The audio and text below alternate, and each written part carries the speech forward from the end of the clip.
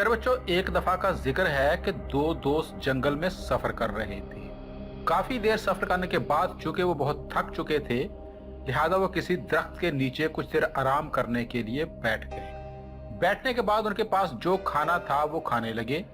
एक के पास 5 रोटियां थी और एक के पास 3 रोटियां थी। थोड़ी ही देर के बाद एक तीसरा शख्स उनके पास आ खड़ा हुआ। भाई साहब, लगता है कि आप भी कहीं दूर से सफर करके आए हैं। अगर आपको भूख लग रही है तो आप भी हमारे साथ खाना खा सकते हैं। जी भाई साहब, शुक्रिया, बहुत मेहरबानी। ये सुनते ही वो तीसरा शख्स भी उनके साथ खाना खाने के लिए बैठ गया। खाने से फारिग होने के बाद वो तीसरा शख्स उठा और उसने 8 रुपए उनमें से एक को दे दिए। जनाब, आपने मुझ पर बड़ी मेहरबानी की है।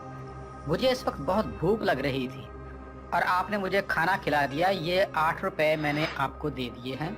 अब आप इनको अपने बीच में तकसीम कर लीजिएगा। तीसरे शख्स के चले जाने के बाद ये दोनों शख्स आपस में झगड़ने लगते हैं। देखो, इसमें बहस वाली कोई बात नहीं है। ये तो एक सीधी सी बात है कि भी मेरी 5 रोटियां थी, मुझे 5 रुपए मिलेंगे, और तुम्हारी 3 रोटियां थी, तुम्हें 3 रुपए मिलेंगे। नहीं, ऐसा हरगिज़ नहीं होगा। चूंकि हम सब ने रोटियां मिलकर खाई हैं, लिहाजा इसमें से आधे पैसे तुम्हारे होंगे और आधे पैसे मेरे होंगे। वो काफी देर दोनों आपस में इसी तरह बहस करते रहे।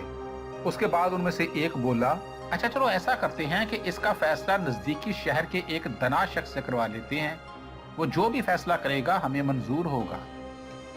इस तरह वो इस झगड़े का फैसला करवाने के लिए शहर के एक दना शख्स के पास चले जाते हैं।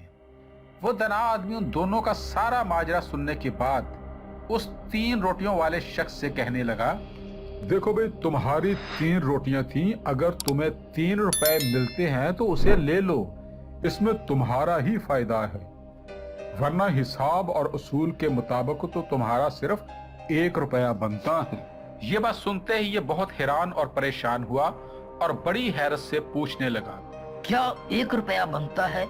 ये कैसे हो सकता है? चलिए आप मुझे समझा दीजिए कि मेरे हिस्से का 1 रुपया कैसे बनता है। मैं 1 रुपया ही ले लूंगा। देखो भाई, अब इस बात को जरा गौर से समझना। तुम्हारे पास 3 रोटियां थी और तुम्हारे साथी के पास 5 रोटियां थी। इस तरह कुल आप लोगों के पास 8 रोटियां थी। अगर हर रोटी के 3-3 टुकड़े कर लिए जाएं, तो इस तरह 8 रोटियों के 24 टुकड़े बनते हैं।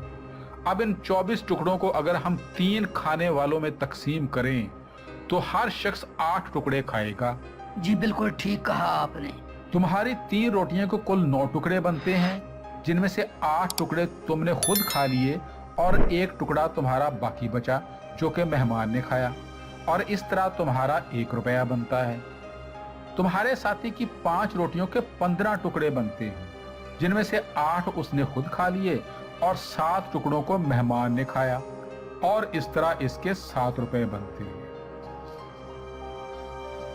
यह फैसला सुनकर वो शख्स निहायत हैरान हुआ और मजबूरन उसे 1 ही रुपया लेना पड़ा। जी जनाब, मेरी बात समझ में आ चुकी है।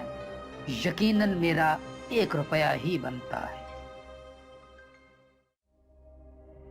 तो प्यारे बच्चों, प्यार और मोहब्बत की बुनियाद पर जो तकसीम होती है उसे हमें तस्लीम कर लेना चाहिए। उसमें अक्सर औकात हमारा ही फायदा होता है।